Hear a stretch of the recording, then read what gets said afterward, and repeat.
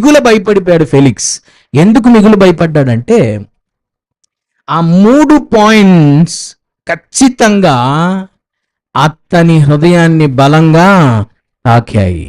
ఎందుకు తాకాయి అంటే ఆయన నీతిని గురించి చెప్పాడు.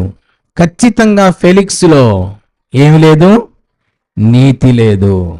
దేవుడు హెచ్చరించాడు. 2, ఆశా నిగ్రహాన్ని గురించి చెప్పాడు. అంటే ఫెలిక్స్లో ఏం లేదు, ఆశా నిగ్రహం లేదు, self control.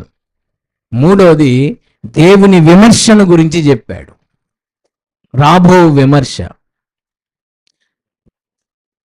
The upcoming judgement of God, దేవుని యొక్క తీర్పును గురించి చెప్పాడు. విమర్శ అంటే అదే తీర్పు.